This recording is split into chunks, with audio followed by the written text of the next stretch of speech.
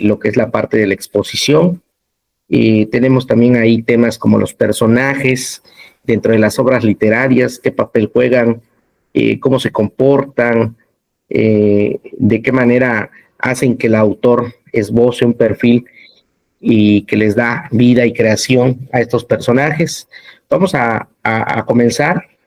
Primero que nada, vamos a hacer un breve recordatorio de lo que en algún momento determinado vimos la sesión pasada.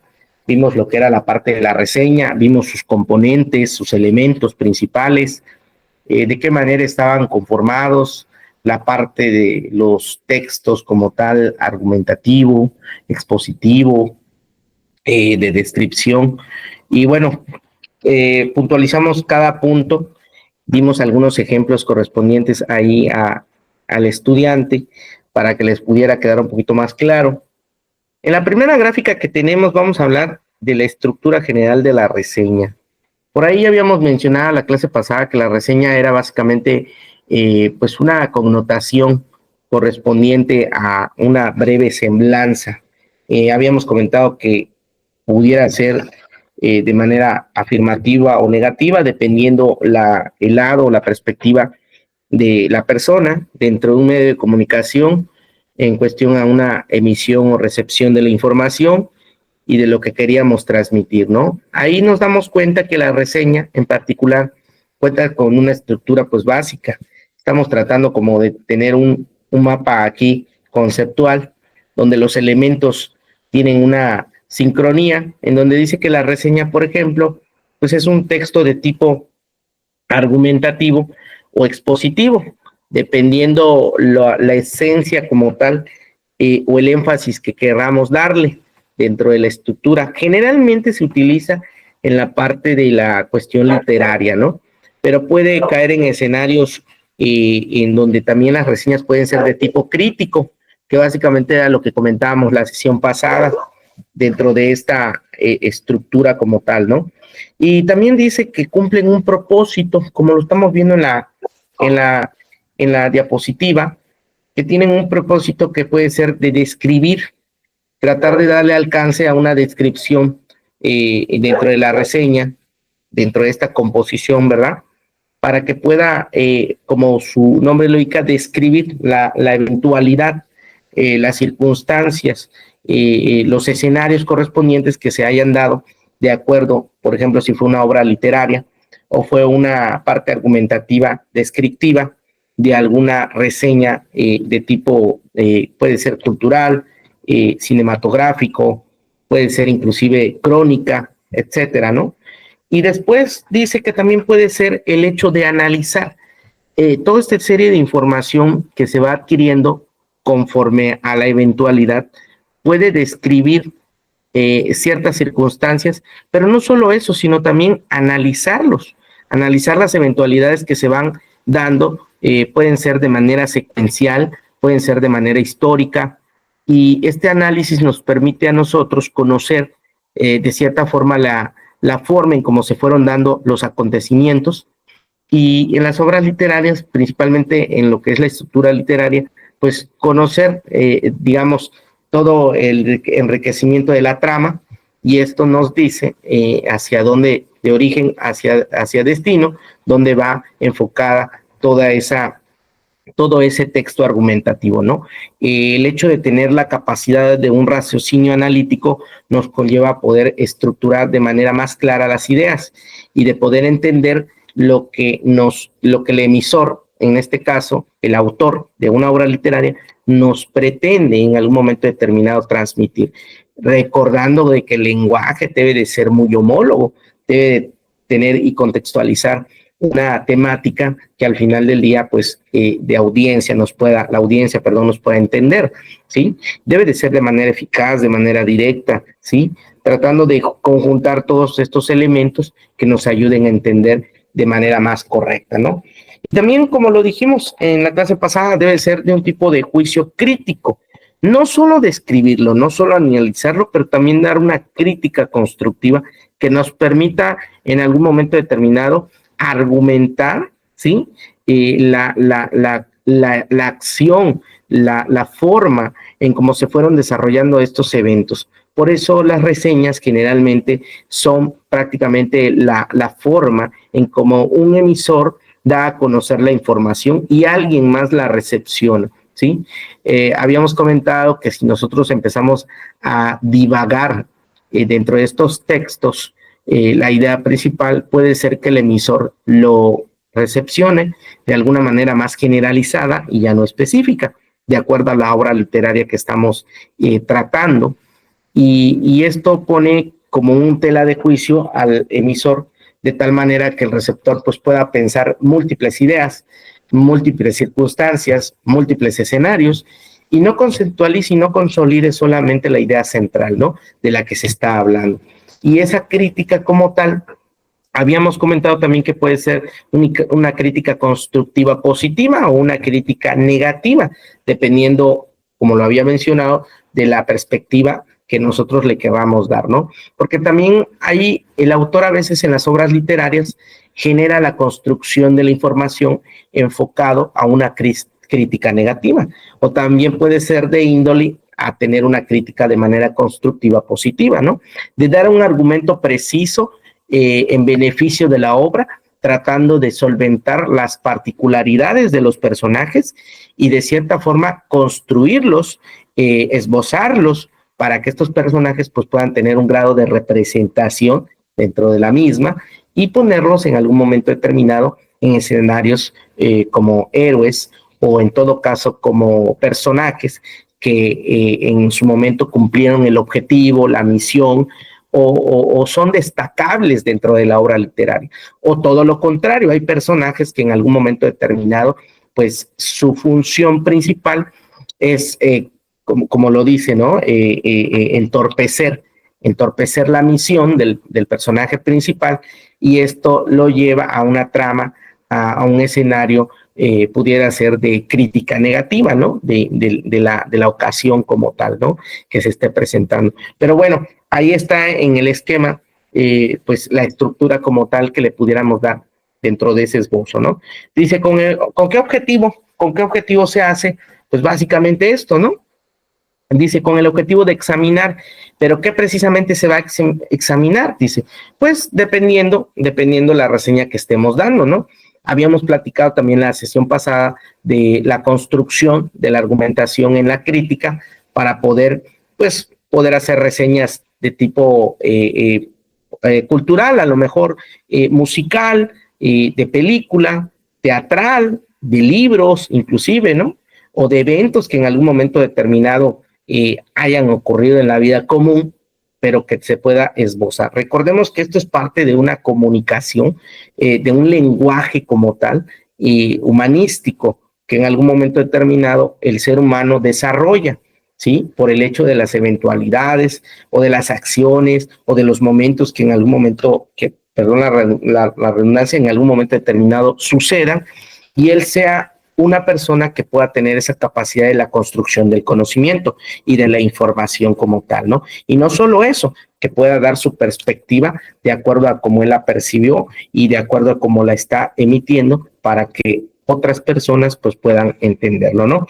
Por eso dice que puede ser de concierto, de películas, obras de teatro, eventos, libros, etcétera, ¿no? Pero aquí hay algo importante, cada una de esas o de cada uno de esos objetivos tiene una forma y una estructura diferente, porque dadas las circunstancias, de acuerdo a las obras literarias como tal, pues cada una va a tener un contexto diferente y la reseña va a tener un grado de solvencia y de integración diferente. No es lo mismo hacer una reseña de una película a una reseña de una obra literaria o a una reseña, por ejemplo, de teatro o de eventos, como dice acá, que esto pueda cambiar la dinámica y la perspectiva del emisor al momento de comunicarla con un receptor, ¿sí? También veíamos las partes que en algún momento determinado integran ese tipo de reseña, pero vuelvo a repetir, de acuerdo a la eventualidad y de acuerdo al objetivo que se esté persiguiendo. Por ejemplo, dice aquí en la diapositiva, sus partes son el autor de la reseña como tal, ¿no?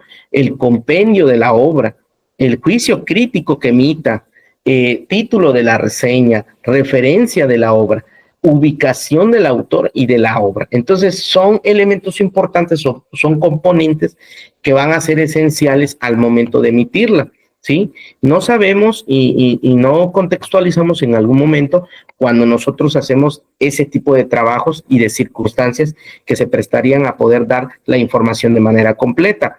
En qué momento sucedió, cuándo sucedió, en qué parte sucedió, quiénes intervinieron, en qué fechas fueron, todo ese tipo de datos que nos ayuden a generar una reseña de tipo constructivo. Ya lo veíamos que puede ser de describir un hecho, de analizar un hecho o inclusive de hacer un juicio crítico del propio hecho. O sea, son tres perspectivas diferentes y tres escenarios diferentes que tenemos que tener en cuenta al momento de llevar a cabo una reseña. O podrás analizar una reseña de una crónica, a lo mejor, como lo decíamos en la clase pasada, de un partido de fútbol, donde sucedieron ciertas eventualidades, y a lo mejor la reseña de tipo crítico o juicio crítico sea enfocada a un personaje, en este caso a un jugador, que pudiera en algún momento determinado pues estar dentro de esa eventualidad, ¿no? Y nosotros oportunamente pues poder punitivamente argumentar o describir o exponer, ¿sí? O de hacer un juicio crítico de ese jugador. Pues juega mal, no tiene técnica, lleva tantos minutos en el partido y no ha podido generar jugadas, no lo sé, dependiendo del tipo de eventualidad que estemos platicando. Pero esa es la estructura básica de esta reseña como tal dentro de un ámbito generalizado, ¿sí? Le damos las buenas tardes a Ashley y gracias por conectarte, Ashley. Aquí estamos ya iniciando la clase el día de hoy. Estaba platicando rápidamente para hacer una breve retroalimentación de lo que vimos la clase pasada y estábamos platicando ahorita básicamente de la reseña, de sus componentes, de la estructura, que de manera teórica habíamos platicado la sesión pasada y que el día de hoy, pues a manera de retroalimentación estábamos explicando, ¿no? Y también platicar que vamos a ver otro tipo de temas el día de hoy que van a ser, considero que van a ser muy interesantes porque vienen dentro de este contexto de comunicación y de lenguaje, pues ciertas cosas que podrían ser hábitos comunes, pero que de manera estructurada podemos llevar a cabo, ¿no? Por ejemplo, les decía yo que vamos a ver la parte de la exposición como una metodología de aprendizaje y también de enseñanza dentro de esta sincronía. Y después también los personajes, qué papel juegan dentro de las obras literarias. Vamos a ver por allá algunos ejemplos y algunas imágenes que nos van a ayudar a construir ese conocimiento, ¿no? Bienvenida, bienvenida, qué bueno que te conectaste. Espero puedas escuchar claro, me puedes ver también en pantalla. Y bueno, aquí también platicamos la sesión pasada de lo que eran los mapas conceptuales y también entramos en la parte de los mapas semánticos, que el día de hoy espero que nuestra compañera pues pueda presentar su participación y si no, pues vamos a ayudarla, ¿no? La idea es guiarla en este contexto para que ella pueda entender los temas, también tener un grado de aprendizaje. Dice ahí, por ejemplo, recordemos que un mapa conceptual es una serie de atributos que se prestan para poder evidenciar un tema de manera personal, ¿no? De manera particular, y lleva una estructura también construirlo, de tal manera en que nosotros cuando queramos evidenciar, o en este caso informar, describir, exponer algún tipo de tema, sirva como una herramienta auxiliar o de complemento, si así lo tenemos, para poder explicar un tema en particular o preciso y que el emisor pueda en este canal y en este medio transmitir la idea, transmitir el mensaje, la información, los ejemplos, la temática, si se puede decir así también, para que el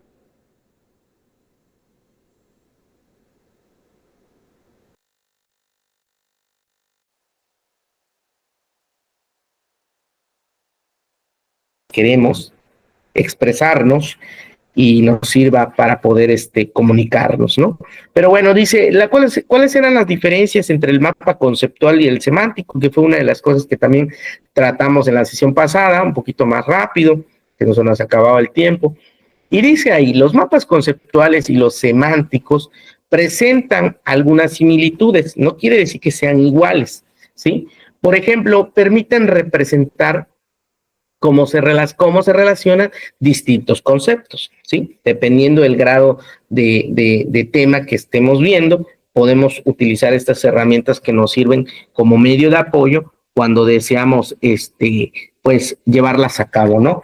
Y dice, sin embargo, presentan grandes diferencias, puesto que en los mapas conceptuales siempre se establece una relación jerárquica. Ojo, la relación jerárquica dentro del mapa conceptual es muy importante, ¿sí? Porque nos ayuda a ir por niveles, en este caso por estructura jerárquica y el grado de comprensión, ¿no? De dónde se va a ramificar cada parte o de dónde se va a extender el tema principal, dado el grado de niveles, dado el grado de etapas, dado el grado de procesos que se pueda estar llevando a cabo para el entendimiento de un tema concreto. Y en el caso, dice, y en los mapas semánticos, esto no siempre es así. Puede partir de una idea principal y divagar en distintas palabras para poder enriquecerla, mas no quiere decir que tengan el mismo nivel. Obviamente, si estoy hablando de un tema muy generalizado, pues pueden surgir ideas infinitas que me ayuden solo a enriquecer el tema, mas no a delimitarlo por etapas, por procesos, por procedimientos, etcétera, etcétera, ¿no? Porque pudiese ser un grado de jerarquía que no cuenta el mapa semántico y el mapa conceptual sí. Como ejemplo, podemos tener, ¿no? Podemos poner un tema principal, puede ser que estemos hablando del ser humano, ¿sí? Como tema principal, y después tengamos que ramificarlo a un siguiente nivel como concepto. O sea, ¿cuál sería el concepto del ser humano? ¿A qué se le puede llamar ser humano? ¿O cuál es la palabra etimológica del ser humano? ¿Sí? Y después del ser humano, podamos decir, hay una característica del ser humano, ¿sí? Entonces, y entendiéndolo de esta manera, voy a regresar, entendiéndolo de esta manera, podamos tener un grado de comprensión relativa, ¿no?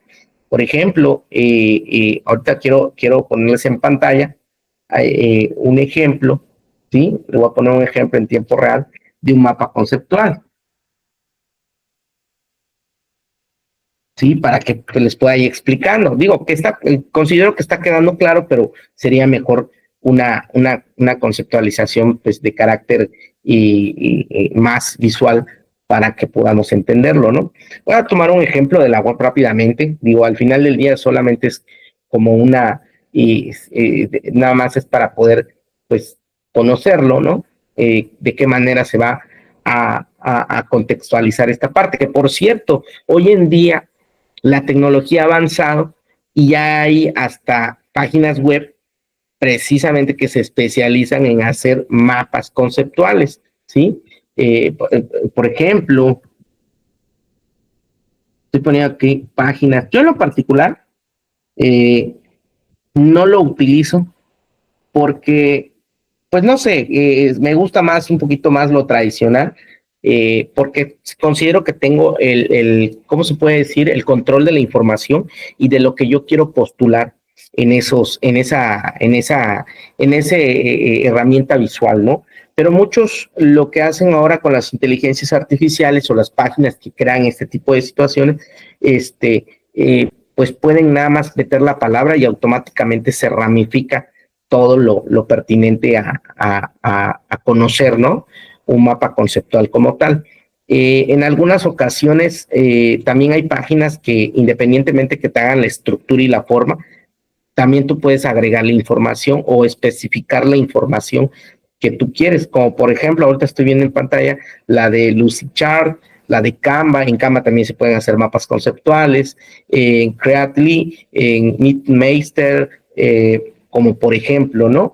En algunas son de carácter libre, puedes entrar libremente y algunas tienes que generar un usuario, una contraseña, y otras son de paga, ya precisamente porque venden también el producto, ¿no? Pero bueno, en particular, yo en lo personal no soy muy afán.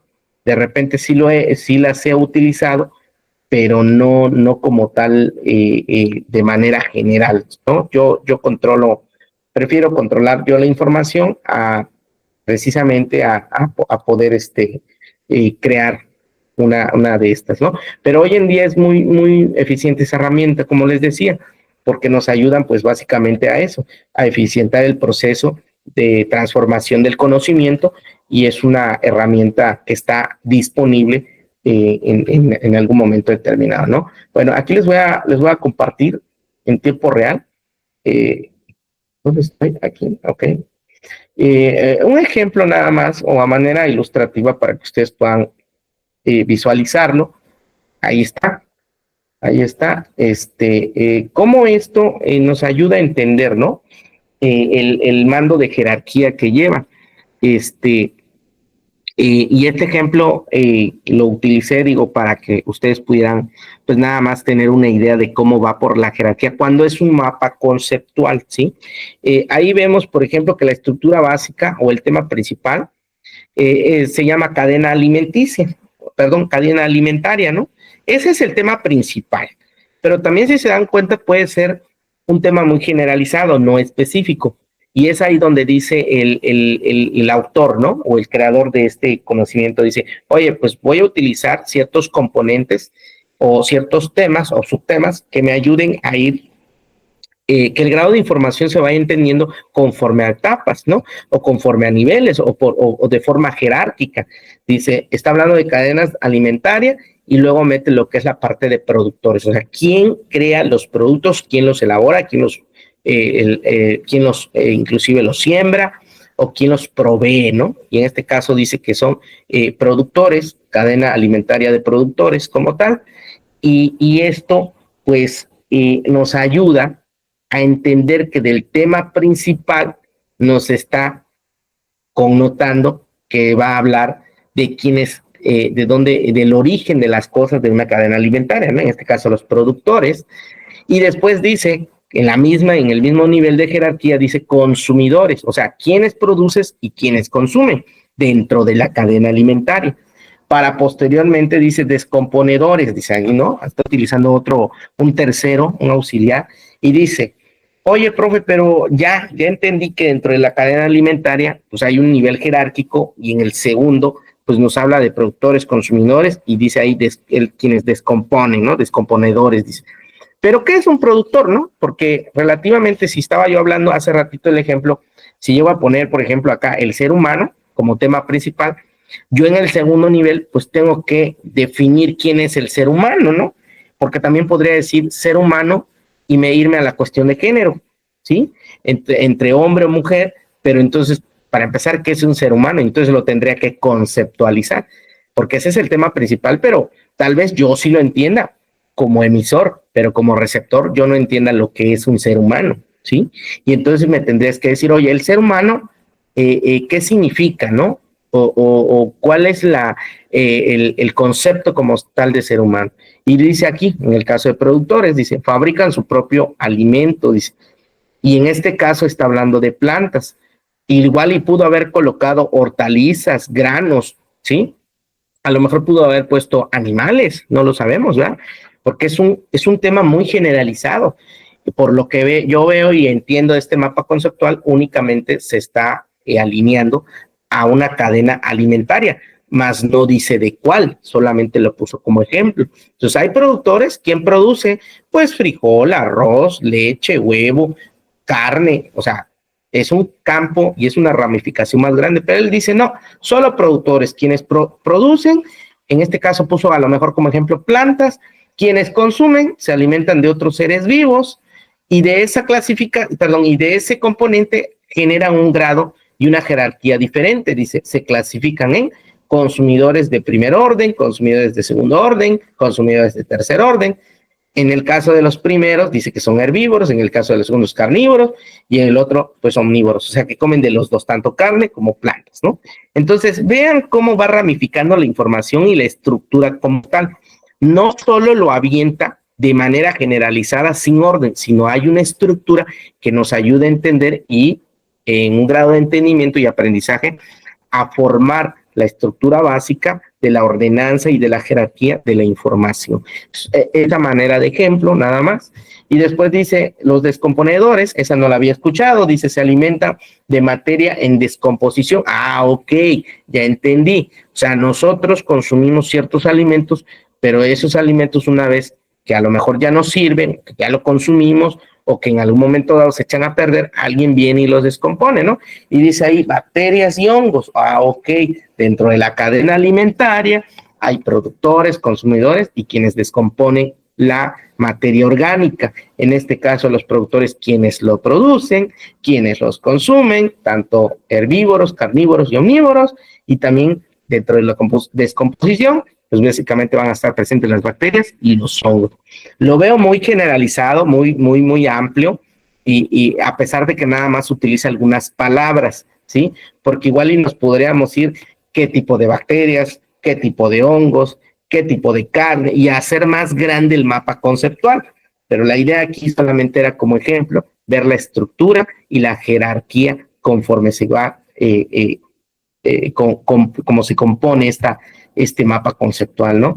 Y bueno, seguíamos entonces platicando acerca de las diferencias entre el mapa conceptual y el semántico. Y ahí ya no cambió.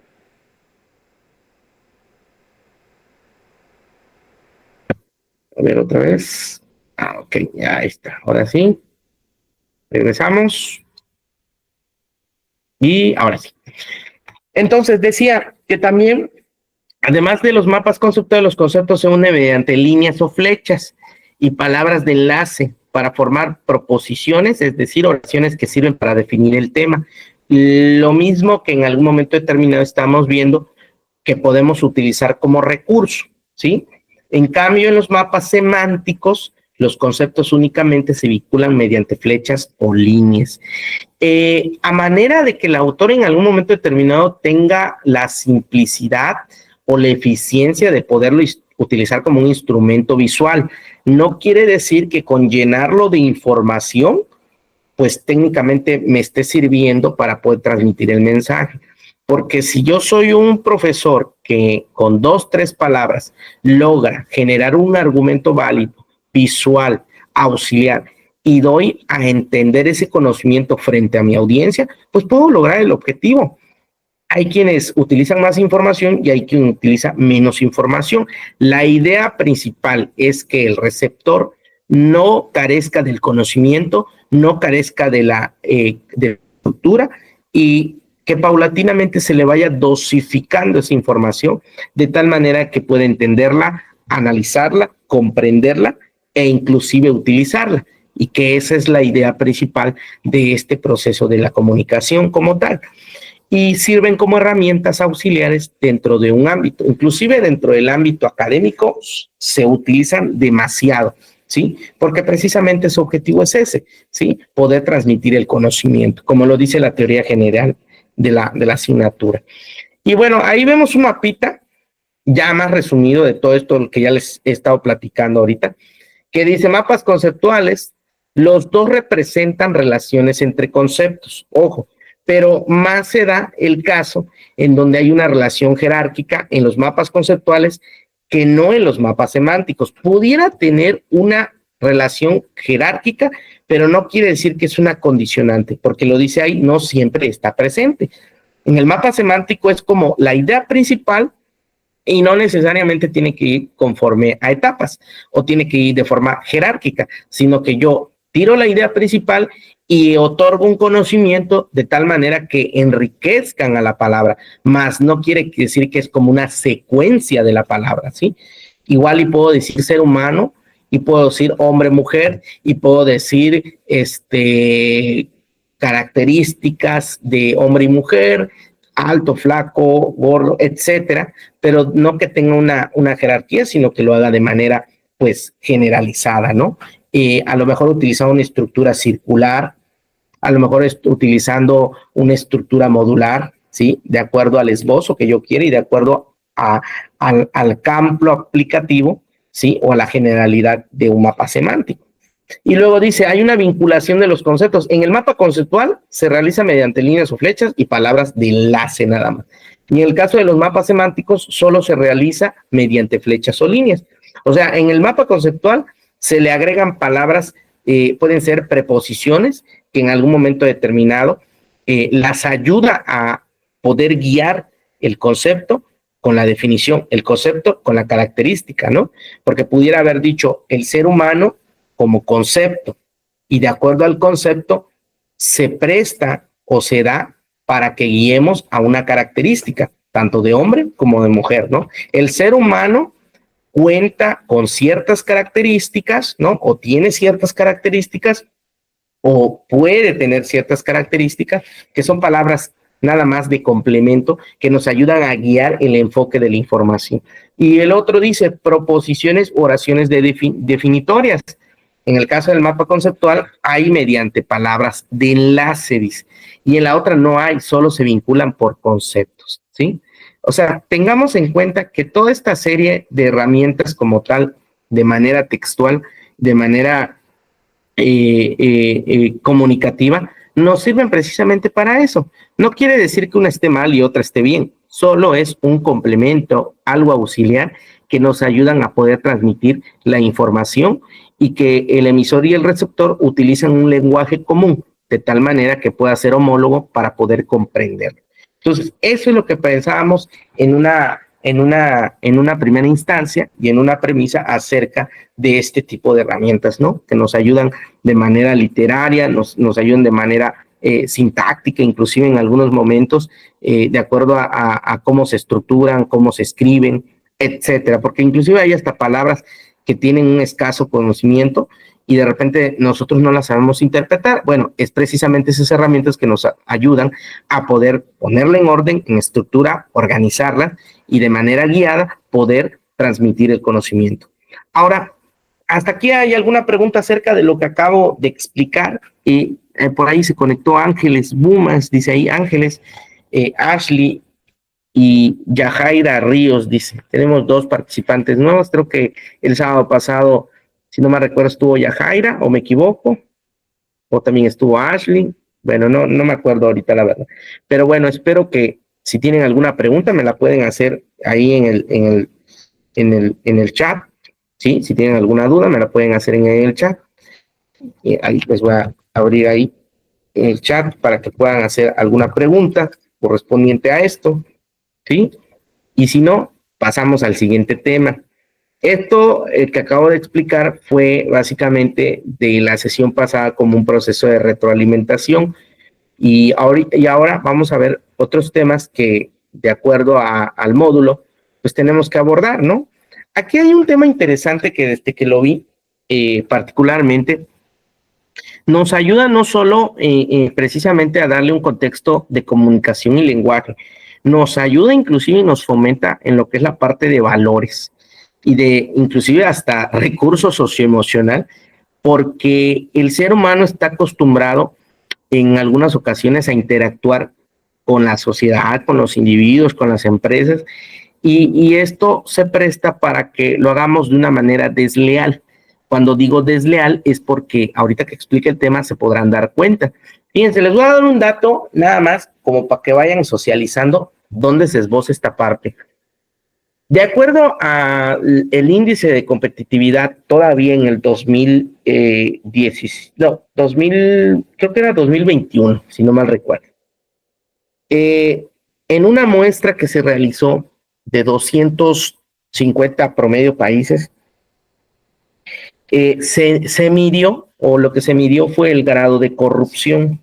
Fíjense nada más qué tema va a salir ahorita acerca de ese tema de conflicto de interés, porque es una parte, ahorita que la vamos a explicar, que se vuelve de la vida a veces común dentro de los individuos y que esta materia pues trata de contextualizar algo pertinente, pero cuando lo leí el enfoque es que nosotros a través de ciertos principios y valores tengamos en cuenta a la hora pues de pertenecer como miembros de alguna corporación, de alguna institución, de alguna empresa, y nos vaya formando de esta parte como individuos de calidad, ¿no? Individuos que en algún momento determinado no sean partícipes de esos escenarios. Entonces les seguía contando. Entonces resulta ser que México de 250 economías, en donde el índice que se midió o el factor determinante fue la corrupción. Pues resulta ser que México en ese entonces andaba entre los primeros lugares. Fíjense nada más, de 250 economías, estaba cerca México, si no mal recuerdo, y espero equivocarme, con decirles que estaba entre los 10 primeros lugares. O sea, de 250 para abajo, de primer lugar hacia adelante, México estaba, creo, y si no mal recuerdo, como en el 5º lugar, ¿sí? Y resulta ser,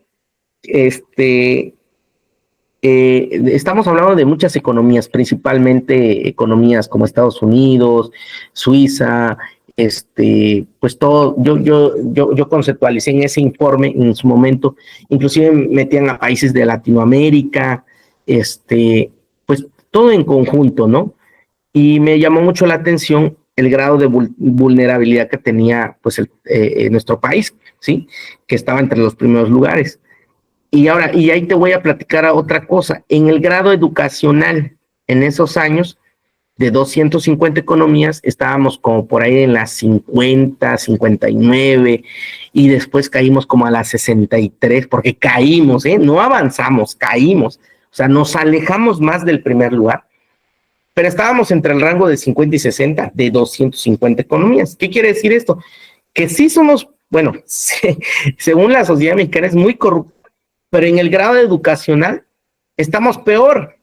O sea, para ser corruptos sí estamos casi en los primeros lugares, pero para tener un grado de intelectualidad y de educación, sí estábamos todavía mucho más alejados. Entonces, imagínense, y me puse a pensar ahora, al ver al tema que dice conflicto de intereses, de que en realidad no somos no educados, sino que necesitamos como patrones de repetición y de interés, porque la palabra lo dice, para poder educarnos en algo.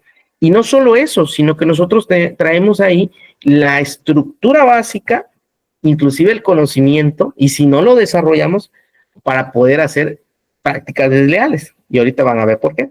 Pero entonces dice, ya me adentro en el tema donde dice conflicto de interés. ¿Alguna vez habían escuchado esta palabra? Levanten la manito, ¿quién había escuchado esta palabra anteriormente? Estructurada dentro de la parte, pues, no lo sé, a lo mejor académica, a lo mejor en el ámbito laboral. Ángeles, Ashley, Yajaira, ¿habían escuchado alguna vez la palabra conflicto de intereses? Y si la habían escuchado, ¿me podrían decir dónde la escucharon como tal? ¿O cómo la asociaron y dijeron, profe, a mí me ocurrió en tal lugar? ¿Sí? ¿Podrían levantar la manito para saber si están al pendiente de la clase y saber si en algún momento determinado escucharon esta palabra? Dice por ahí Ángeles, yo no la había escuchado. Dice Ángeles, dice, yo no la había escuchado. Alguien más que haya escuchado la palabra o tenga así como que un conocimiento divago de a qué se refiere la palabra conflicto de interés. Digo, ya la teoría básica ahí no las está diciendo, ¿no? Pero a mí me hubiera gustado que me dijeran, sí, profe, es cuando esto y esto y esto y esto, ¿no? Pero bueno, dice, conflicto de interés, vamos a leerlo para poder entender la teoría como tal. Dice, el conflicto de interés son aquellas situaciones en las que el juicio de un sujeto en lo relacionado a un interés primario para él o para ella y la integridad de sus acciones tienden a estar indebidamente influenciadas por un interés secundario, el cual frecuentemente es de tipo económico o personal. Ojo, económico o personal. Olvídate si es cultural, olvídate si es social. Social también se podría relacionar, pero aquí dijeron es económico y personal. O sea, va por medio de interés algo de una cuestión económica. Si estamos hablando a lo mejor de un intercambio, a lo mejor económico, estamos diciendo que yo hago alguna acción y recibo pues una lana, ¿no? Coloquialmente. O puedo hacer alguna acción que beneficia a un tercero, pero yo me voy a premiar de ese favor, ¿sí? A lo mejor a lo mejor subo de nivel, a lo mejor subo de grado, a lo mejor subo de puesto. Ya no es que me den dinero, sino ahora tengo un beneficio personal, a lo mejor estoy hablando de un ámbito laboral, ¿no? De que por hacer algún tipo de acción, X acción, pues yo pueda tener una recompensa. Pero es un conflicto de interés porque estoy dañando la integridad de alguna otra persona a sabiendas de que yo voy a subir de nivel, ¿no? Si lo podemos ampliar de esa manera. Y luego dice, es decir, una persona incurre en un conflicto de intereses cuando en vez de cumplir con lo debido, ojo, podría guiar sus decisiones o actuar en beneficio propio de un tercero. Ojo, porque aquí ya estamos entrando en un ámbito donde la moral entra en función, donde los valores entran en función y donde inclusive el interés personal, perdón la redundancia, como persona, pues puedo tomar una decisión porque somos tomadores de decisiones en nuestra vida común. Y si yo veo un beneficio y si yo veo un medio y un canal para poder ser apremiado, pues lo voy a tomar, ¿no? Lo voy a tomar porque al final del día lo que busco es un interés personal, una condición física, una condición intelectual, una condición a lo mejor moral, alguna condición que me ayude a superarme en algún ámbito, ¿no? Y luego dice que esos conflictos de intereses están presentes en numerosas decisiones de la vida de profesionales, principalmente, ¿sí? Aquí se toca la parte ética y moral. ¿Por qué se toca la parte ética y moral? Porque cuando ya eres una persona que estás transformando tu vida y estás capacitándote y estás llevando a cabo la manera empírica, o sea, a través de la experiencia, puede ser en el ámbito educacional, laboral, social, público, donde, en el ámbito que quieras. Pero si yo durante esa transformación, durante ese enriquecimiento y crecimiento de manera personal, busco un mecanismo y un medio para beneficiarme, entonces la parte moral queda de un lado y la parte ética también queda de un lado. Porque si yo quiero llegar y tener éxito en cualquier ámbito, pues voy a hacer a un lado todo eso, lo que moralmente nos educan para poder lograr algo. Y si voy a hacer acciones que perjudiquen a un tercero para premiarme, también lo voy a hacer, ¿sí? Es lo que básicamente dice. Y luego dice, una forma de conflicto de interés, por ejemplo, ahí les va, dice, ser director de una empresa y al mismo tiempo ser socio de otra empresa, proveedora de la que dirige. Ojo, fíjate, es director de la empresa, pero también es socio de la otra empresa que provee a la primera. O sea, tengo participación en las dos y de alguna u otra manera estoy beneficiándome de una y de otra. Aquí cobro sueldo y aquí soy proveedor de esa misma empresa que alimento yo para que mi sueldo esté fijo, ¿sí? Digo, y ya para ser director de la empresa, porque ahí lo pusieron en el ejemplo como directores, porque gano una la nota, ¿no? Y aún más, si me dedico a ser socio de la otra empresa, o sea, quiere decir que yo mismo como director elijo la empresa de donde soy socio para proveerme. No sé si me estoy explicando, muchachos. O sea, yo soy director de una empresa y yo mismo soy socio de la que provee los alimentos, un ejemplo, ¿no? O sea, yo mismo como director autorizo, oigan, le van a tener que comprar a la empresa Arturo Carrillo porque da muy buenos panes y muy buen cafecito. Y como siempre monta eventos aquí en la empresa donde yo soy director de esta empresa, ¿verdad? Pues nos queda bien los desayunos. O sea, yo mismo alimento a la empresa porque yo la elijo. Pero la otra empresa se va a beneficiar porque le van a comprar café y panecitos. Pero como soy socio de la otra empresa, pues nos va a ir bien, ¿verdad? Porque ya es un empleo seguro y también es una, ¿cómo se llama? Una forma en que la otra empresa va a subsistir, porque yo la voy a elegir. O sea, yo mismo me estoy eligiendo a mí mismo, por decirlo así. Y me va a ir a mí como director bien y la otra empresa va a estar ganando, va a tener buenas ganancias porque como es uso exclusivo de la empresa que le proveemos los coffee breaks, vamos a suponerlo, pues nos va a ir bien, ¿no? A ver, ¿y por qué no elijo otra empresa? Yo como director, ¿por qué no elijo la empresa, no sé, la empresa Comidas y Desayunos SADCB? ¿Por qué no la elijo? Ah, porque en la otra empresa no soy socio. Y si eligiera la otra empresa, entonces desplazan a la mía donde yo soy socio y pues quedamos bailando, ¿verdad? Pero como soy director de la empresa que compra ese producto, pues le elijo a Arturo SADCB. Y en la otra, profe, en la otra yo soy socio, o sea, nos va a ir bien. O sea, tenemos amarrado el negocio solo porque tú, por ser socio y por ser director de la otra empresa, pues nos das el privilegio común. Entonces, a eso se le puede llamar conflicto de interés. Técnicamente, en otras palabras, podría yo decir que estamos cayendo en actos de corrupción, si lo vemos de esa manera. Y dice también ahí, y al mismo tiempo ser socio de la otra empresa proveedora que dirige, dice, en algún momento, ante tal circunstancia, se tendrá que tomar decisiones en relación a los proveedores, lo que les estoy diciendo. Y las siguientes preguntas, dice, seguramente surgirán. ¿Quién se privilegiará? ¿La empresa que dirige o la empresa de la que es socio? Ojo, ¿eh? ¿Quién se privilegiará? ¿La empresa, la empresa que dirijo o la empresa en donde soy socio? ¿Quién se va a beneficiar? En una yo cobro sueldo, porque ya estoy contratado. Y en la otra, yo soy socio. Pero si yo hago, porque yo soy director, que le compren a mi empresa donde soy socio, pues obviamente yo me voy a privilegiar, ¿no? O sea, yo voy a tener esa ganancia adicional, porque en una soy director y en la otra soy socio. Imagínense nada más, hay un conflicto de interés, porque le estoy dando las circunstancias, los medios, la disponibilidad a una empresa. ¿Y por qué no se la doy mejor a otra? ¿Qué tal si la otra cobra menos y da mejor calidad? Ah, no. Porque la otra empresa yo no soy socio.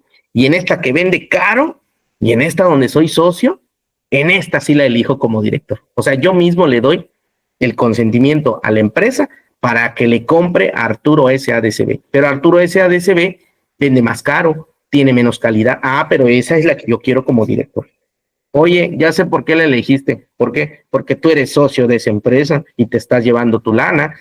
Y como accionista, pues obviamente te interesa de que tu empresa venda, de que se mantenga en el mercado. Claro, pues así hasta yo, como diría por ahí, ¿no? Y bueno, dice, otro ejemplo es en un ámbito familiar. Ojo, aquí viene lo bueno.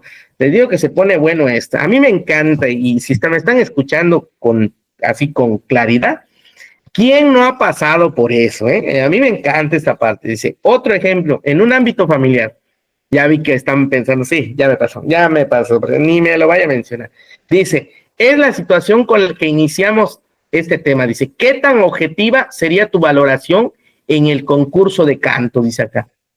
Aunque dice, el hecho de que tu hermano haya pasado por un problema depresivo influiría, en tu voto. Dice, ¿qué tan objetiva sería tu valoración en el concurso de canto? Dice, el hecho de que tu hermano haya pasado por un problema depresivo influiría en tu voto, es pregunta. Dice, ¿qué tan objetiva sería tu valoración en el concurso de canto? Dice, el hecho de que tu hermano haya pasado por un problema depresivo influiría en tu voto. Dice, como puedes ver, todos estamos expuestos a enfrentar una situación de conflicto de intereses. Yo me iba a ir más que nada por la parte en donde si es mi hermano, ¿sí? Imagínense nada más, yo entro a un concurso de canto, ¿sí? Y resulta ser que mi hermano, pues tiene la decisión como tal de votar. Y creen que vote a favor o en contra mía. Generalmente dicen, pues va a votar a mi favor, ¿no? Pero resulta que el que votó es mi hermano. Ahí hay un conflicto también de intereses porque le damos, pues, el beneficio como tal en el ámbito familiar. En este caso dice, ¿crees que el hecho de que tu hermano haya pasado por un problema depresivo influiría en tu voto? ¿Sí? A lo mejor tu hermano está cantó mal porque está deprimido, lo dejó la novia y ya no sabe qué hacer. Pero le tocó el concurso de canto y resulta que cantó, obviamente, pero pues no cantó muy bien. Y luego dice, ¿qué tan objetiva sería tu valoración en el concurso de canto? Yo, conforme al criterio o a una rúbrica de valoración conforme al canto o la rúbrica que se va a calificar, a lo mejor que tenga tono, congruencia, a lo mejor que tenga, no lo sé, empatía, que se haya acordado de la letra, pero resulta ser que nada de eso pasó. Entonces yo utilizo un criterio a favor por un vínculo consanguíneo, en este caso familiar, o de verdad valoro, tomo como la valoración, pues cantó mal, se le olvidó la letra, cantó muy bajo, no tenía empatía, es más, no tiene ni voz, tache. No, como es mi hermano y está pasando por un problema, como dice ahí, depresivo, ¿no? Problema depresivo. Ay, pobrecito. No, es mi hermano. La verdad, canta feo, pero lo quiero. Y le pongo un 10, ¿no? Y resulta ser que él ganó el primer lugar. Entonces, ahí hay un conflicto de intereses, ¿sí? Ahí hay un conflicto de intereses. Y luego dice, como puedes ver, todos estamos expuestos a enfrentar una situación de conflicto de intereses. Ahora, la pregunta aquí sería, ¿quién de nosotros no ha pasado por esos escenarios? Ahí les doy el típico y lo tradicional. ¿A quién de ustedes, tres señoritas, dice, ¿quién de ustedes estudiantes no ha pasado por un conflicto de intereses en cualquier ámbito? Les voy a poner el clásico, a lo mejor en un trabajo, ¿sí? Que se ven desfavorecidos por el hecho de que hay una vacante de superación, a lo mejor para ser coordinador y jefe, y resulta ser que ganó un externo, una persona externa que ni la conocía, que no está en la empresa, que no ha hecho carrera, y de repente llegó, se postuló y ¡pum! Pasó el examen y resulta ser que al día siguiente ya la nombran hasta como tu jefa, imagínate nada. Bueno, pero resulta ser que el de recursos humanos, pues es el hermano de recursos humanos que lo quería meter ahí, ¿no? En la empresa, y bajo un perfil y bajo una valoración no cumplió, pero como es el hermano de recursos humanos, ahí quedó en la vacante. Oye, pero yo tenía más capacitación, más experiencia, más conocimiento, yo tengo maestría, él no tiene ni siquiera licenciatura, tiene prepa. No lo sé, es un ejemplo, ¿no? O sea, yo estoy más capacitado, ¿por qué a él lo eligieron? Y hasta es más, es mi jefe. Resulta que hasta es mi jefe.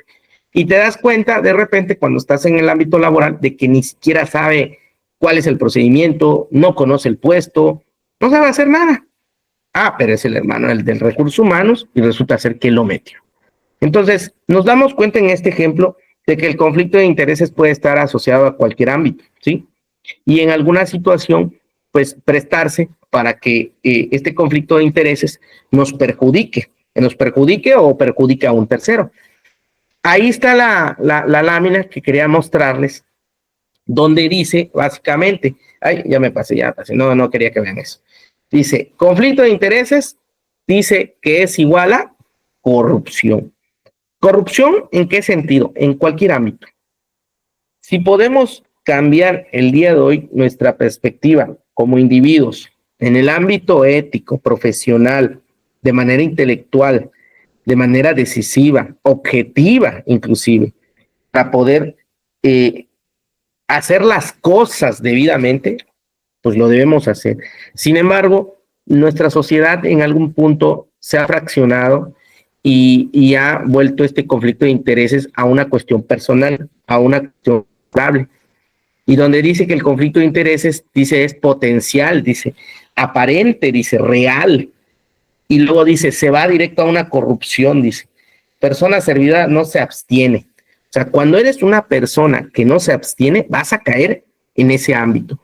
Pero cuando hay un conflicto de interés, en donde sabes que hay un conflicto de interés y tú de manera ética y profesional, a través de los juicios de valor que puedas hacer y de lo real que puedas hacer y de lo honesto que puedas hacer, pues vas a decir, ¿sabes qué? Persona servidora pública se abstiene, no lo lleva a cabo, ¿sí? No lo lleva a cabo porque sabe que en algún momento determinado está haciendo no lo justo, no lo correcto, no lo reglamentario y se va a abstener de hacer eso.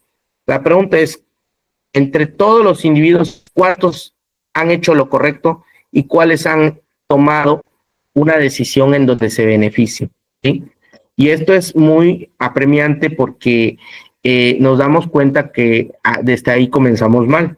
Desde ahí estamos y nosotros llevando a cabo un proceso de transformación como personas, en donde esa comunicación a través de nuestros compañeros, de nuestros homólogos, pues vamos a afectarnos en algún momento determinado. Y esto se ve en cualquier ámbito, les repito, se ve muy particular, y esto llega a tener precisamente la palabra es un conflicto por el interés que se tiene de alguna comisión, de alguna actividad, de alguna vulnerabilidad, y las empresas y los gobiernos y los individuos y las familias entran en esa connotación y nos pueden en algún momento determinado pues a perjudicar, ¿no? Hasta aquí alguna pregunta acerca de este tema en particular que marca el libro, marca el módulo acerca del conflicto de interés, porque se da muy pertinente, y yo creo que la temática de haberlo instruido dentro del marco curricular de aprendizaje es precisamente eso, que les diéramos un mensaje de valor para que ustedes hoy, que están estudiando el nivel medio superior, desconozco qué edad tienen, pero esto es en general, tomemos conciencia de cómo nos vamos a correlacionar con nuestros semejantes, cómo vamos a trabajar, cómo vamos a valorar, cómo vamos a instruir, cómo vamos a tomar decisiones asertivas, oportunas, con carácter, y no solamente que veamos la parte en donde el juicio de valor se vea destruido por un conflicto de interés, ¿sí? Con la pena, cantaste mal, hermano, yo soy juez, inclusive si es juez, peor tantito, soy juez o soy jurado calificador y pues estás mal y te voy a reprobar o te voy a descalificar porque no has cubierto los criterios correspondientes, y precisamente es lo que nosotros buscamos, que se cumpla con una ética, con un profesionalismo, y esto nos ayude inclusive en nuestra vida diaria, ¿sí? Yo les voy a dar solamente un consejo en este punto: hagan lo correcto, porque al final del día, dirían por ahí, el karma existe, y el karma al final del día nos pone en eventualidades no muy asertivas, y en algún punto se fracciona, y quedamos mal, de manera ética, de manera profesional, de manera moral, ¿sí? De manera social.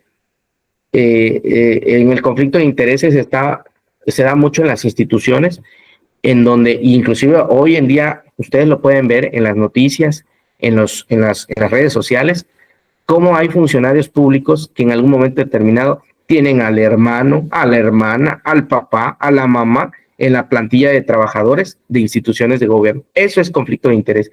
Y no solo eso, no lo tienen solo en un puesto, ahí se va, no, lo tienen como coordinadores, supervisor, o sea, les dan buena chambita, o sea, un buen trabajo. Y eso está mal, porque son actos de corrupción y hay un conflicto de intereses, porque al final del día la institución no se hizo para meter a la familia. La institución se creó con un objetivo de crecimiento, de desarrollo, de generación de valor, de función, para proveer una solución a la sociedad, a las empresas, a los individuos, etcétera. Y en ese momento se trunca y ya no deja avanzar y ya no deja desarrollarse, ¿sí? Por eso es el mensaje que les doy ahorita en este tema, de que podamos hacer juicios de valor y que no exista un conflicto de intereses, ¿sí? Sé que en algún punto ustedes van a tomar una decisión de hacerlo o de no hacerlo, pero créanme que es momento de poder cambiar esa patología, porque incluso es una patología que vamos trayendo en el momento en que tenemos esos escenarios. Porque mi mamá lo hizo, yo también lo voy a hacer. Porque alguien lo hizo, yo también lo voy a hacer. No, esa es la patología, es la repetición de patrones que en algún momento determinado volvemos a repetir, solo por el hecho de que alguien más lo hizo, o porque venimos con un antecedente de que sí, en mi familia somos así, también yo lo tengo que hacer. No, tú tienes la libre elección de hacerlo o de no hacerlo en un conflicto de intereses, ¿sale? Y se ve en el ámbito escolar, y se ve en el ámbito académico, y se ve en el ámbito laboral, y se ve en el ámbito familiar, y en cualquier ámbito. Inclusive hasta en un juego se puede ver inclusive un favoritismo a veces por un determinado equipo que por otro, y esto lo fomentan pues personas que a lo mejor sean parte de la directiva, sean parte árbitro, no era penal, ya hice comercial, pero no era penal, la final entre dos equipos mexicanos, pero bueno, esa es parte de una situación que se llega a prestar en la vida común. Hasta aquí alguna pregunta que tengan, muchachos. Hasta aquí alguna pregunta para pasar al siguiente tema. ¿Preguntas, jóvenes? Dice Ángeles, ninguna, profe Arturo Carrillo, ninguna.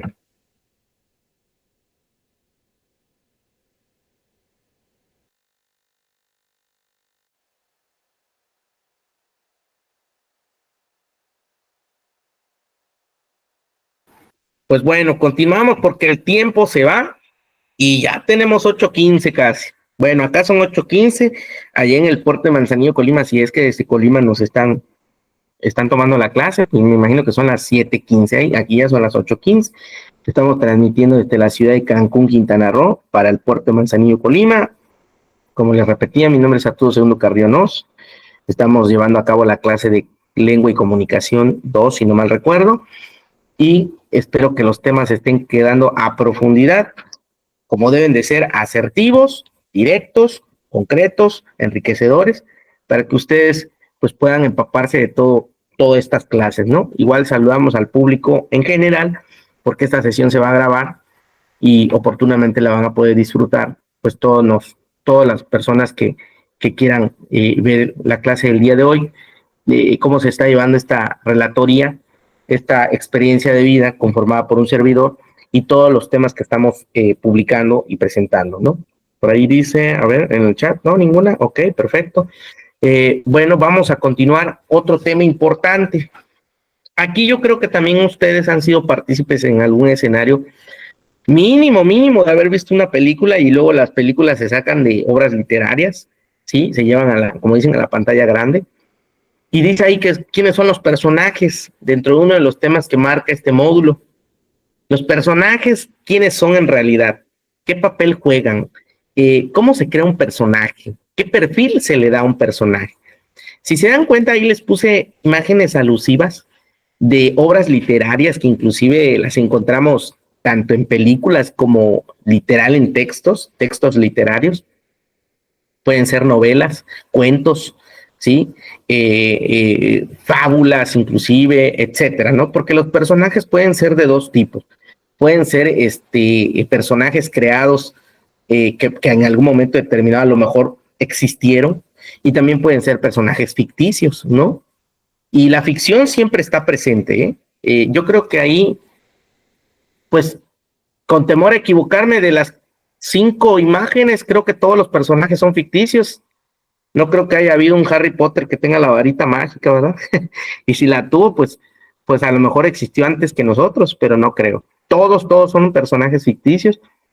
Ahí Don Quijote y Sancho Panza, creo que se llamaba, su personaje, su fiel servidor. Y también la novela de Frankenstein, ¿sí? Ahí, y otras, y muchas más, ¿no? Que cada autor le dio una connotación, una historia, una profundidad literaria, porque inclusive cuando hay una novela y se le da una profundidad literaria, es pertinente, inclusive nos lleva, nos traslada, a pesar de que sea un texto nada más, nos traslada, nos conduce a poder casi a participar dentro de la eventualidad de esa obra literaria, ¿no? O sea, nos traslada a poder pensar, imaginar, idealizar que estamos en la eventualidad, en el momento, ¿sí? Que estos personajes pues están viviendo.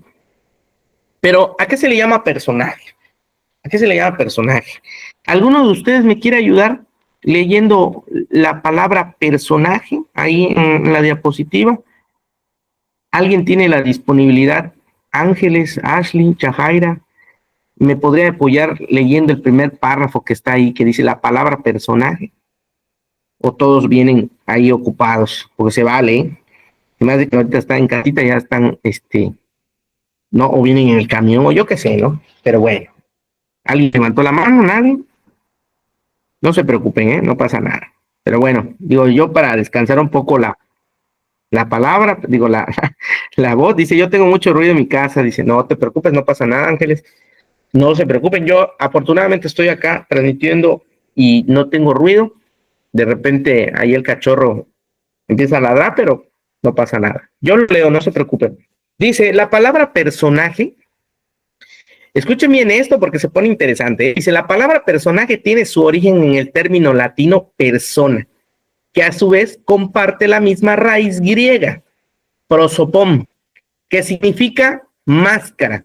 Jesús García Jiménez establece una conexión entre el personaje y el actor, destacando que la etimología de la palabra sugiere un parentesco. Ojo, lo que trata de decir es que si el autor escribió la obra literaria, no quiere decir que siempre sea así, pero es un fiel reflejo de lo que él no pudo externar de manera física, de manera imaginaria, o que no pudo expresar simple y sencillamente porque la sociedad no se lo permitió. Prefirió en una obra literaria crear un personaje ficticio o un tercero, por decirlo así, que pudiera hacer las cosas que él no pudo llevar a cabo, que pudiera expresar lo que él no pudo llevar a cabo, que él pudiera profundizar en la vida cotidiana, y lo refleja en el personaje, que sí lo puede hacer en un mundo imaginario o en un mundo utópico. Un mundo utópico es donde todo es perfecto, donde nada falla, pero bueno. Y luego dice, en el teatro latino, el actor era conocido como persona pat, y su máscara o careta, llamada prosopon, en el teatro griego, actuaba como un medio de expresión. Ojo, porque si me estás diciendo que, porque muchos de nosotros casi no nos gusta que nos vean, ¿no? O nos da pena. Ahorita de hecho vamos a platicar de eso, porque el personaje en muchas ocasiones, el autor quiere expresar cierta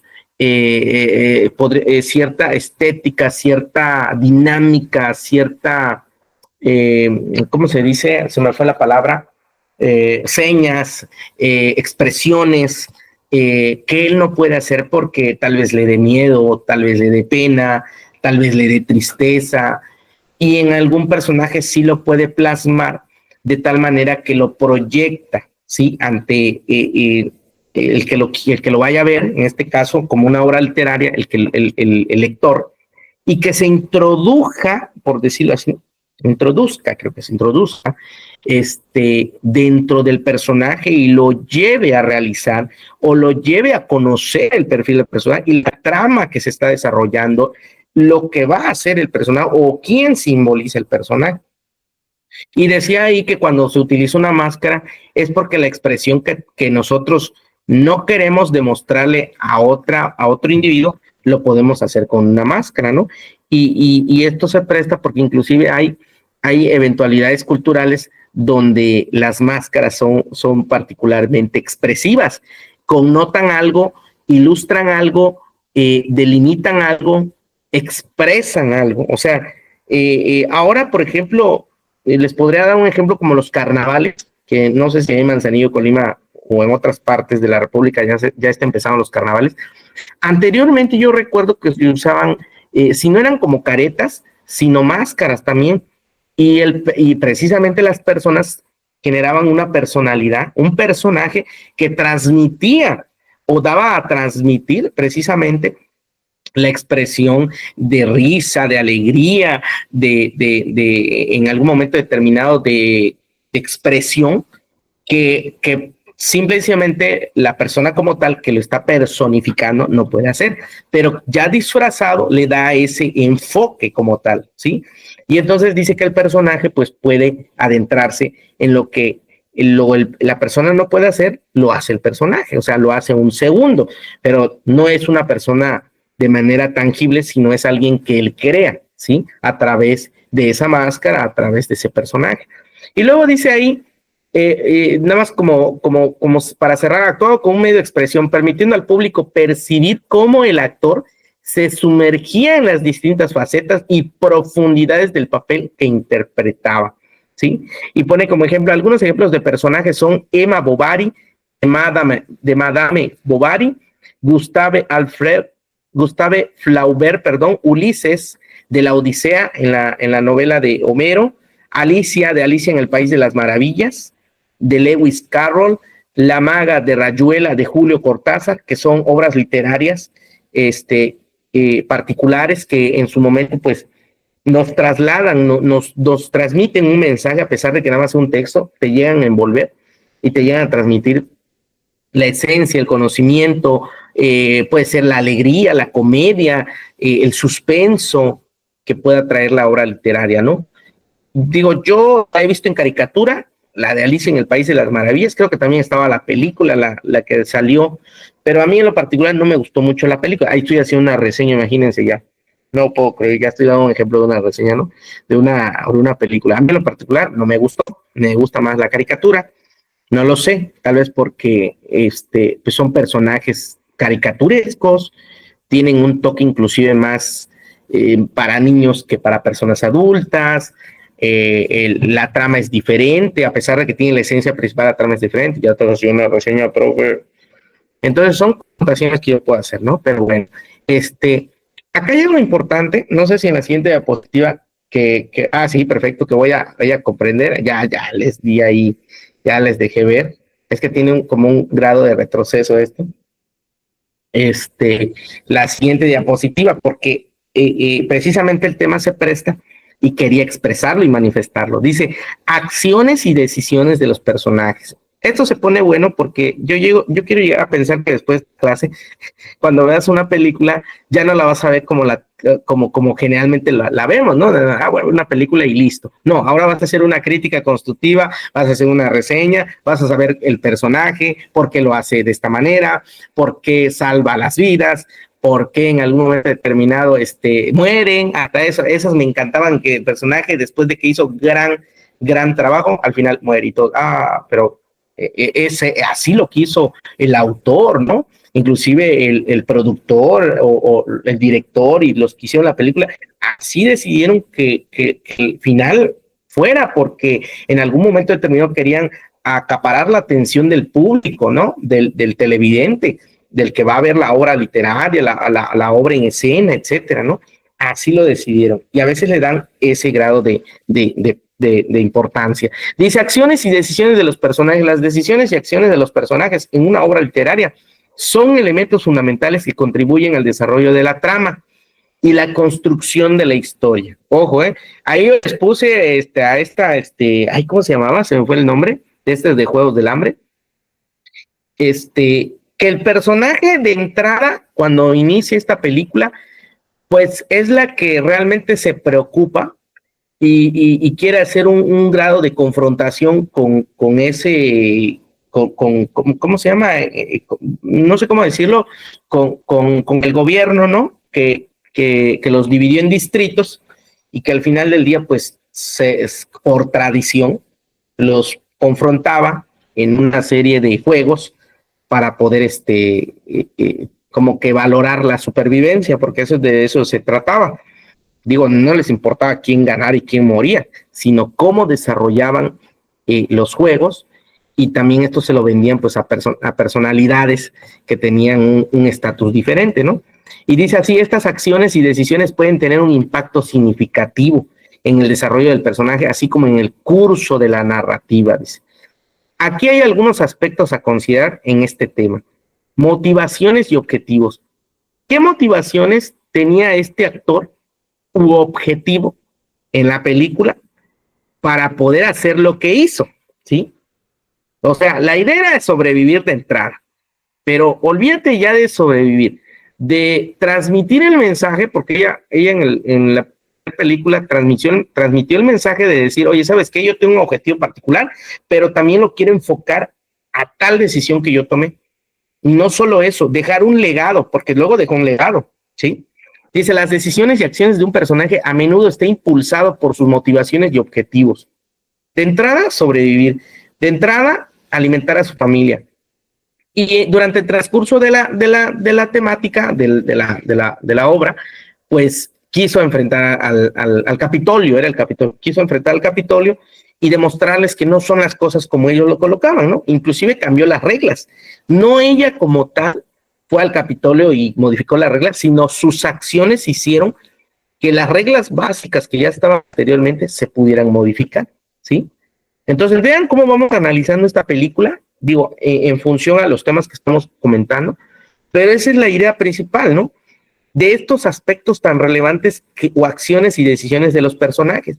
Luego dice, comprender qué impulsa a un personaje puede proporcionarnos entendimiento sobre sus elecciones. Ojo, porque muchos personajes, no sé si viene un poquito más adelante, como me estoy adelantando, a veces nosotros nos queremos esbozar como el personaje, o sea, admiramos al personaje, ¿no? Por ejemplo, no lo sé, Superman, ¿no? Que acababa con todos porque tenía fuerza y tenía ciertas cosas que eran sobrenaturales, ¿no? No sé, podía volar, tenía una gran fuerza, no sé. Y no sé si ustedes ahorita en la vida cotidiana digan y vean a un niño que dice, oye, yo quiero ser como Superman, porque como acabo con los malandros, ¿no? Porque tengo mucha fuerza, porque, o sea, admiran al personaje, quieren ser el personaje, o sea, están motivados por algo. Tal vez vean la misma problemática que el personaje pasa, pero en la vida real. Pero la vida real es que nosotros no tenemos mucha fuerza, nosotros no podemos volar y nosotros si queremos hacer esas acciones, pues vamos a tener una repercusión, ¿no? Pero nos envuelve el personaje, nos identificamos con el personaje. Esa es la medida como tal. Y luego dice que también, esa ya se las quería pasar, ya, pero bueno, ahí está. Dice, conflictos internos y externos. Dice, los personajes a menudo enfrentan conflictos internos, luchas emocionales, dilemas morales y externos, enfrentamientos con otros personajes. Ese es por eso puse la imagen de Batman y creo que el Guasón, ¿no? Es el Guasón ese. Desafíos, enfrentamientos con personajes, desafíos ambientales, como el que quiera acabar con el cambio climático y se va a la montaña y yo no sé qué tenga que hacer, pero como esa película que se llama, creo que se llama El día después de mañana, algo así, que gracias a que estos, ¿qué hicieron? No me acuerdo, creo que cambiaron ¿cómo se llama? La rotación de la Tierra, algo así, o de la Luna, y al final del día ya no ocurren esas eventualidades catastróficas, ¿no? Una que se inundaba, otra que se congelaba toda la Tierra, bueno, una serie de acciones que al final del día y los personajes principales durante el recorrido de la película o de la puesta, pues resuelven, ¿sí? Pero también está como el caso particular de Batman, ¿no? Que tiene que enfrentar a los malos, que tiene múltiples conflictos, tanto personales, porque creo que el Guasón tiene un conflicto personal con él, ya no solo es con la ciudad, sino con Batman, ¿no? Porque él es el que creo que le echa a perder todos sus proyectos o sus planes, los sabotea y al final del día, pues él ya agarró un problema personal con Batman. Pero bueno, eso es lo que realmente ocurre, ¿no? Luego dice creación de tensión y suspenso. Esta me encanta porque dentro de una obra como tal o una película, hablando de películas, siempre hay el suspenso de qué va a ocurrir, quién va a llegar, qué va a pasar. Ese tipo de momento, dice, las decisiones y acciones de los personajes a menudo generan tensión y suspenso en la trama. O sea, de entrada, si se mete a lo mejor en una escena, no lo sé, estoy pensando como Terminator se mete en un cuarto donde hay armas, pues obviamente va a rafaguear a todos, ¿no? Pero no sabemos lo que va a ocurrir, a lo mejor entró y solamente quiera protegerse, o cuestiones principalmente de películas de terror, ¿no? Que son las que traen más suspenso, más acción, etcétera. Entonces son supuestos y acciones que los personajes, pues, generan en esas películas, ¿no? Pero no solo eso, dice, las elecciones inesperadas o las consecuencias inesperadas pueden mantener el interés del lector, en este caso del televidente, en este caso el que está viendo la película, o en todo caso el que está disfrutando una literatura, ¿no? Y estás leyendo y quieres saber más, ¿no? Te adentras más en la novela y tratas de leer más y más y más para tratar de saber qué va a pasar después, ¿no? A lo mejor no sepamos si el personaje va a hacer alguna acción que lo lleve a la muerte, que en algún momento determinado lo ayude a conocer a su arma gemela, pero está tan en suspenso y tan que no sabemos qué va a ocurrir, que nos hace digerir más la lectura y adentrarnos más hacia ella, ¿sí? A profundidad para conocer el resultado de esta.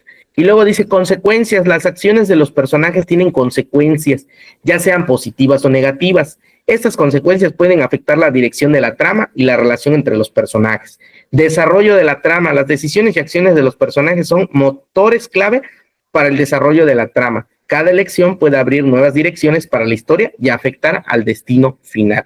Igual, me encanta todo, como la película que estábamos, Los Juegos del Hambre, ella en realidad iba a un juego determinado con ciertas reglas y al final del día termina cambiando toda la temática, las reglas, y hace que el Capitolio, pues al final del día tome otras decisiones, ¿no?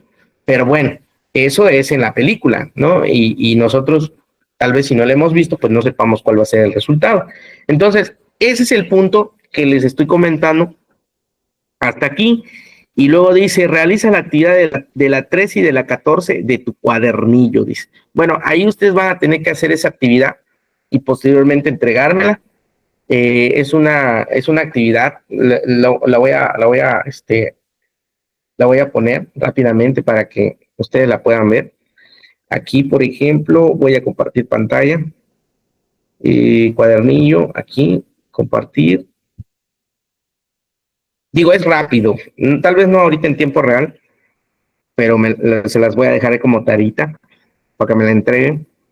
Es rápido. De acuerdo al cuadernillo, postula. Ahí, ¿dónde estoy?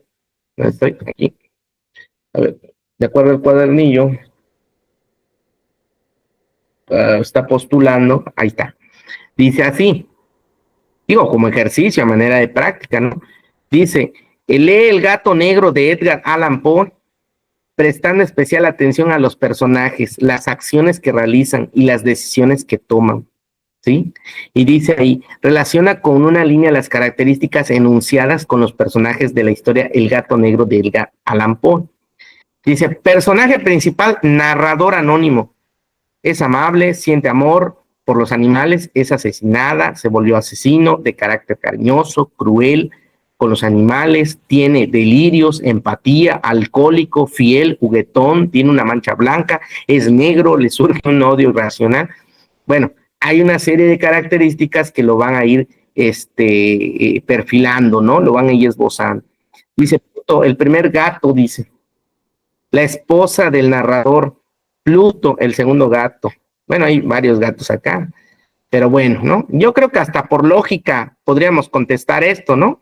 Porque ahí ya da ¿cómo se llama? La disponibilidad de las palabras que vayan con una tendencia hacia uno y con una tendencia hacia otro, ¿sí? Pero bueno, ese es básicamente parte del complemento que les traigo hoy, digo, a manera de razonamiento, a manera de aprendizaje, para poner en práctica lo que estamos ahorita correlacionando, ¿no? Aquí ya dejé de proyectar, vuelvo a proyectar aquí, ya me perdí, ya me volví a perder, ya no sé cuál estoy proyectando. A ver, vamos a ver.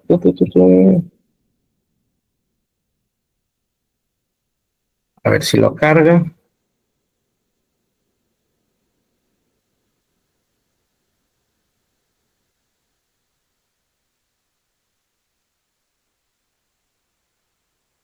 Y el último mensaje, el último tema, rápidamente dice, exposición oral formal de una reseña y comentario crítico. Dice, la exposición oral permite hacer llegar a otras personas los conocimientos para que puedan estar al tanto de ellos. Y aquí me voy a permitir pasarles un video. Vamos a pasarles un videito. Y cuando termine el videito, pues ya nada más concluimos la clase de hoy, porque fueron los temas que al día de hoy, pues, les vine a presentar, ¿no? Espérenme tantito, nada más déjenme ponerles el video acerca de la exposición. Aquí está. Vemos el video y lo platicamos ahorita que termine. ¿Sale? Recursos físicos o tecnológicos, los cuales ayudan a ampliar la información a través de la visualización. En 3, 2, Una exposición es 1.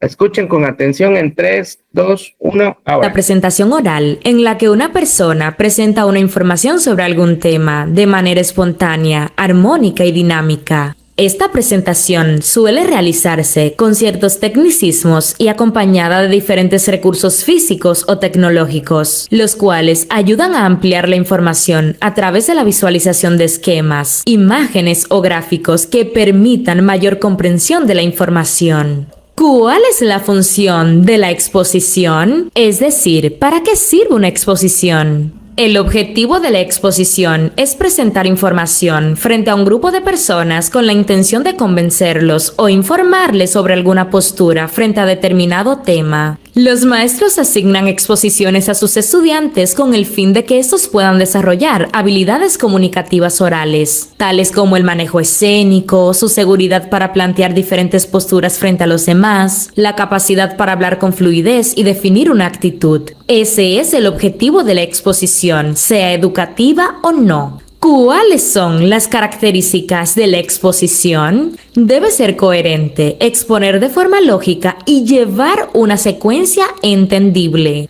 La información debe ser clara para que pueda ser comprendida claramente. Se debe ser preciso y conciso, utilizando solo las palabras necesarias, sin abundar o hablar de más. La presentación debe ser interesante para que el público no se duerma del aburrimiento. Mezcla información con anécdotas y algunas bromitas. La información debe presentarse de forma ordenada. ¿Cuál es la estructura de la exposición? Introducción. En esta parte saludamos frente al público, compañeros o auditorio. Decimos nuestro nombre y luego presentamos nuestro tema. Rápidamente explicamos la importancia del tema, invitando a prestar atención al resto de la información. Desarrollo. En esta parte presentamos la información de manera clara, precisa y organizada, tal y como explicamos en las características anteriormente. Acompañamos los diferentes datos con la presentación gráfica, maquetas e incluso con recursos físicos presentes en el auditorio. Cierre. En esta parte cerramos haciendo algunas conclusiones generales y resumiendo el tema. Podemos abrir un espacio para dudas y preguntas, las cuales como expositores debemos responder. Y eso fue todo por hoy. Dale like al vídeo y déjame un comentario super nice para saludar de mi siguiente. Bueno, acabamos de ver ahorita un video, un video multimedia que nos habló de manera consolidada acerca de lo que es el tema de la exposición. Digo, es lo que presenta el programa, pero déjenme enriquecerlo para finalizar. Déjenme nada más poner la diapositiva para que lo puedan tener al alcance. No la tenemos, muy bien. Ok, a ver otra vez. Aquí está. Ahí va.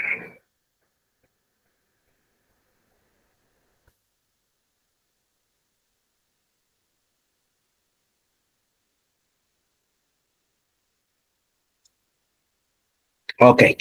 Nos habló básicamente del tema de la exposición dentro de una comunicación como tal frente a los individuos. Y tiene ciertas características. Aquí voy a ir más rápido porque ya nos comió el tiempo.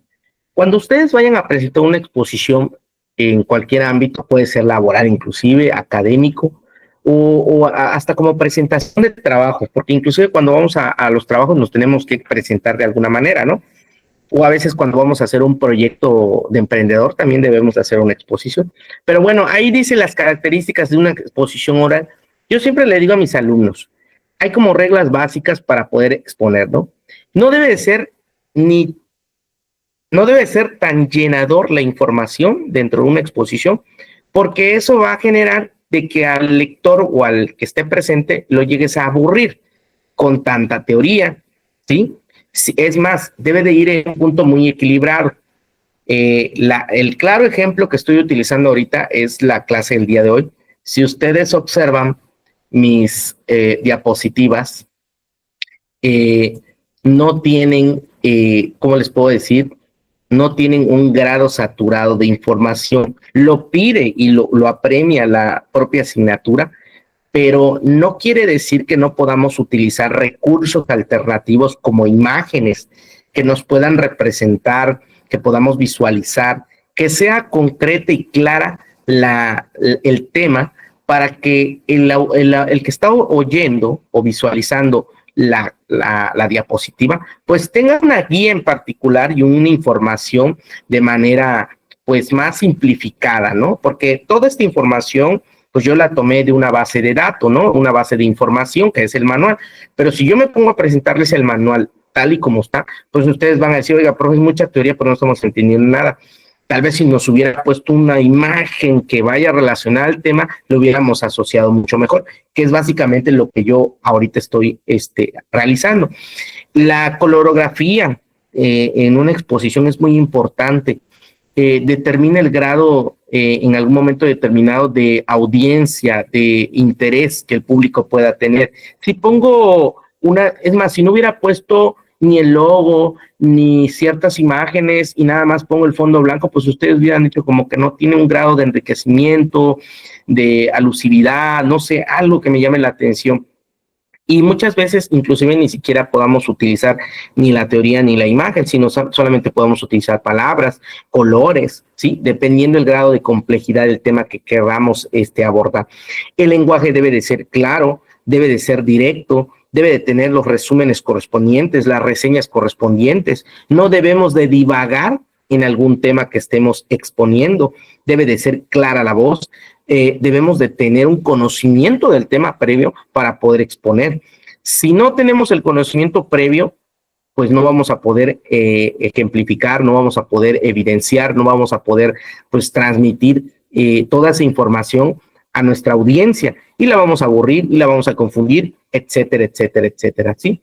El manejo del escenario, en este caso es una clase virtual, pues no se presta a lo mejor para que podamos estar así como esta es una clase asincrónica.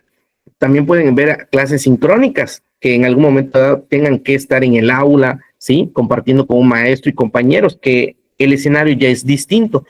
Pero quiero yo llegar a pensar, salvo lo que ustedes digan como buenos jueces, de que la clase se vuelve interesante, se vuelve llamativa, no deja que yo me distraiga, o a lo mejor si me distraigo quiero regresar porque el profe está explicando muy bien, me aventa a sus temas, no pierdo el interés. Y eso es lo que ustedes deben de cautivar a su audiencia, ¿sí? Mantenerlos en el momento, al día, con el tema, que no se distraigan.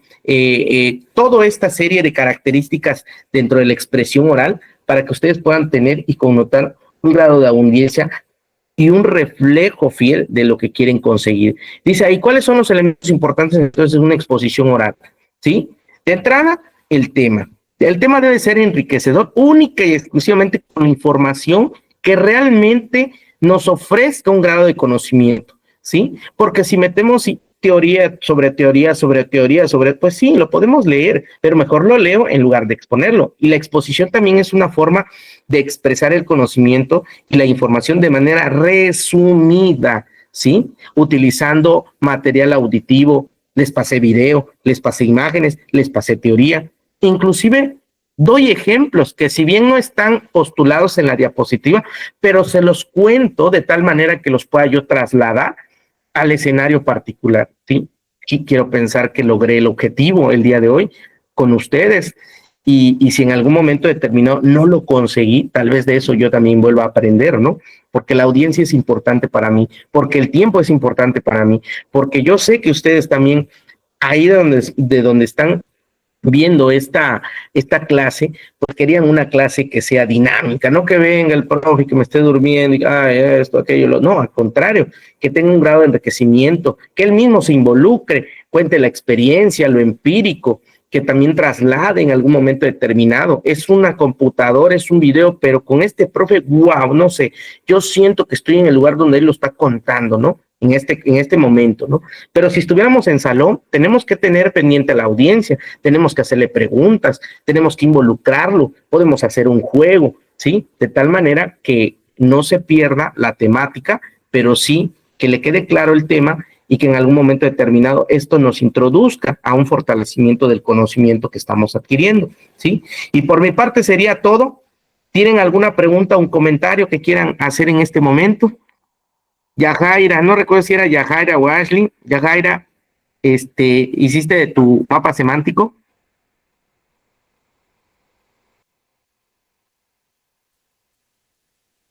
Les voy a compartir.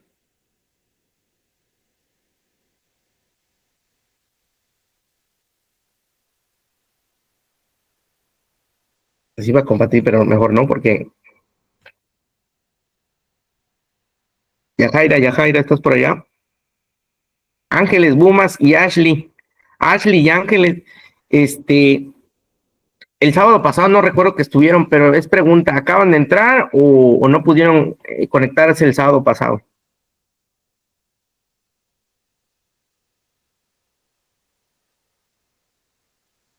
Sí, mentiras. ¿Qué dice ahí? Dice, yo tengo mucho ruido. No, yo no estuve. Ángeles, para Ángeles y Ashley, creo que es Ashley, les voy a dejar solo una tarea y con esa las voy a evaluar. Me van a hacer una exposición y dentro de la exposición tienen que meter un mapa semántico, explicando o tratando de explicar el mismo tema, ¿sí? Como una herramienta auxiliar, ¿sí? O sea, eligen el tema que quieran ustedes, del tema que me quieran hablar, ¿sí? Lo graban, lo exponen, pero dentro de las diapositivas me tienen que utilizar un mapa semántico, ¿vale? Y en el caso ay, ¿cómo le hago? Y en el caso de Yajaira, si ya tienes tu mapa semántico del tema que me hablaste, ahora esbózalo en una exposición, ¿sí? Lo graban y me lo entregan. No debe de durar más de 5 minutos. Traten de resumir. Me doy por bien servido si hacen solo 3 diapositivas, pero que esas 3 diapositivas sean enriquecedoras, expositivas, argumentativas, que generen un grado de interés por el tema, que esté bien explicado, en menos de 5 minutos. Profe, ¿cómo lo voy a entregar? Se graban en su celular si gustan, o si quieren, que no creo que puedan grabar una sesión así como la que estamos haciendo ahorita, pero si la pueden hacer, adelante. Y si no, ahí en el celular me hacen la exposición, hacen 3 diapositivas, ponen el tema principal, ponen la información que sea pertinente del tema y me agregan el mapa semántico tratando de explicar el mismo tema y con eso me doy por bien servido. ¿Sale? ¿Tienen alguna pregunta o duda? ¿Para cuándo se va a entregar, profe? ¿Les parece bien si me lo entregan el día lunes, antes de las 12 de la noche? Es rápido, ¿eh? De hecho, no van a requerir o sea, mucho estudio, mucho. Oiga, profe, yo no sé cómo se hace un mapa semántico porque usted lo explicó el sábado pasado. Pues nada más investigamos. Ahí tienen el manual, creo que tienen el cuadernillo y ven cómo se hace un mapa semántico y me lo agregan a la exposición. ¿Sí? El tema que ustedes quieran, conforme me lo entreguen, paso calificaciones y pues oportunamente ¿cómo se llama? Lo reporto ahí, reporto calificaciones para que ustedes puedan tener una calificación aprobatoria. ¿Sale? ¿Preguntas, jóvenes?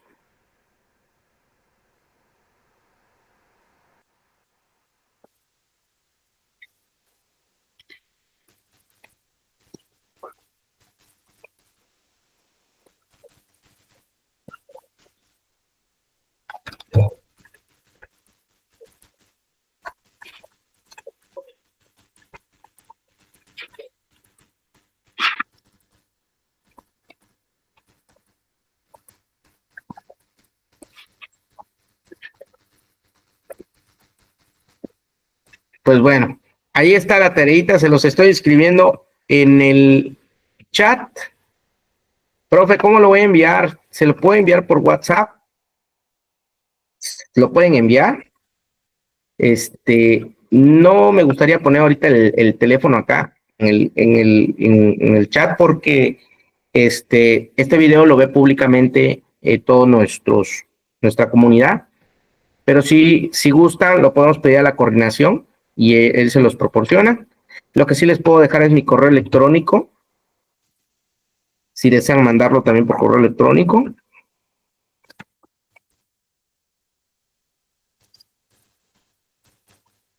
Listo, ahí está. Les dejo el correo, el celular se lo pueden pedir a la coordinadora y me lo envía por WhatsApp sin ningún problema. Rápidamente me van enviando su tarea antes del día lunes 12 de la noche y tuvo calificación.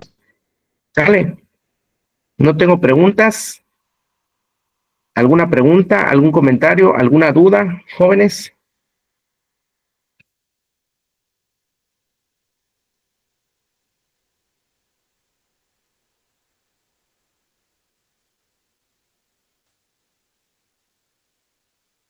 Si no hay preguntas, no hay comentarios, les agradezco la sesión del día de hoy, 15 de febrero del 2025, y en este momento cierro la sesión del día de hoy, en la asignatura de Lengua y Comunicación. Mi nombre es Arturo Segundo Carrillo Nos, espero que hayan disfrutado esta clase y que tengan muy buenas noches. A nombre de Instituto ITESU Campus Manzanillo, Colima, damos por finalizada la sesión del día de hoy. Hasta luego, bye.